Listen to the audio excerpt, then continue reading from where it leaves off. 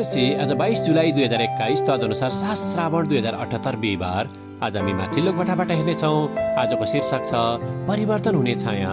आज हामी परमेश्वरको वचन भजन 27 को 1 देखि 5 सम्म पाठ गर्नेछौँ। परमप्रभु मेरो ज्योति र मेरो मुक्ति हुनुहुन्छ। मैले कसको भय मान्नु? परमप्रभु नै मेरो जीवनको किल्ला हुनुहुन्छ। कोसँग म भयभीत हुनु? एउटै कुरा म परमप्रभु परमेश्वरसँग माग्दछु। मैले खोजेको यही हो कि जीवनभरि म परमप्रभुको भवनमा रहन पाऊँ र उहाँको सुन्दरतालाई हेरिरहन पाऊँ र उहाँको मन्दिरमा उहाँलाई खोज्न सकौँ, किनकि सङ्कटको दिनमा उहाँले मलाई उहाँको वासस्थानमा सुरक्षित राख्नुहुनेछ। आफ्नो पवित्र वासस्थानमा उहाँले मलाई लुकाइदिनुहुनेछ अनि एउटा चट्टानमाथि उच्च राख्नुहुनेछ। आमेन। याकोब 1:17 लेखिका यहाँ जोड दिनुहुन्छ। हरेक असल दान र हरेक सिद्ध वरदान स्वर्गबाट हो। यो वरदान ज्योतिका पिताबाट आउँछ।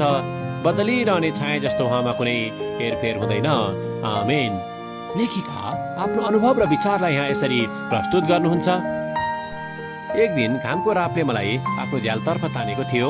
त्यहाँबाट मैले अलि पर एउटा लामो छायाले हिउँले भरिएको जमिनलाई बिस्तारै ओगट्दै गरेको देख्न सकेँ, जुन नजिकै रहेको रुखहरू भएको डाँडाले घामलाई छेकेर आएको थियो।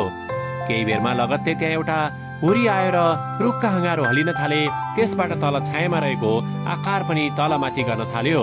मैले उक्त दृश्यलाई ध्यानपूर्वक निहालिरहँदा छायाको अस्तित्व प्रकाशको उपस्थितिमा मात्र हुन सक्दछ भनी विचार गर्न सकेँ। सायद जीवनमा पनि अन्धकारमय छायाले छोपिएको महसुस गर्दछु, तर त्यो सबै बीच प्रकाशको उपस्थिति पनि त्यहाँ रहँदछ।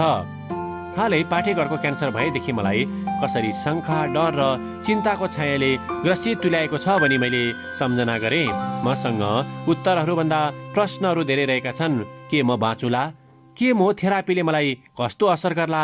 मेरो भविष्य कस्तो होला? आदि आदि। उक्त विभिन्न शल्यक्रिया र केमो थेरापीले मेरो शरीरलाई निकै अँध्यारो र कमजोर बनाएको थियो। तर पनि मैले परमेश्वरले गर्नुभएको विगतका असलता र इमान्दारितालाई याद गरेँ, जसबाट परमेश्वरको वचनको सत्यताले मभित्र आशा, विश्वास र शान्ति भरिदियो। मेरो जीवनको परिस्थितिहरू परिवर्तन भए तापनि परमेश्वर कहिले पनि परिवर्तन हुनु हुँदैन। अन्धकारको अवस्थामा परमेश्वर त्यहाँ पनि उपस्थित हुनुहुने ज्योति हुनुहुँदछ। मैले उक्त समयमा छायाहरू धेरै भोग्नु परे तापनि ती क्षणिक थिए। परमेश्वरको ज्योतिले उक्त अन्धकारलाई चिरेर मलाई एउटा नयाँ आशा र साहस दिएको थियो, जसले गर्दा मैले आफ्ना सङ्घर्षहरूसँग जुझ्न सकेकी थिएँ। आमेन। आजको विचार, जब हामी छायाद्वारा गुज्रदछौँ तब हामी परमेश्वरको ज्योतिको प्रत्याभूति गर्न सक्दछौँ। प्रार्थना। ज्योतिका परमेश्वर, जब हामी डर भएर चिन्ताले ग्रसित हुँदछौँ तब हामीलाई तपाईँको प्रेमको सम्झना गर्नको निम्ति सहायता गर्नुहोस्, येशूको नाउँमा। आमेन। आजको लेखिका जोनी सापहान, अमेरिका। आजको प्रार्थनाको विषय पाठेघरको क्यान्सर भएका व्यक्तिहरूको निम्ति।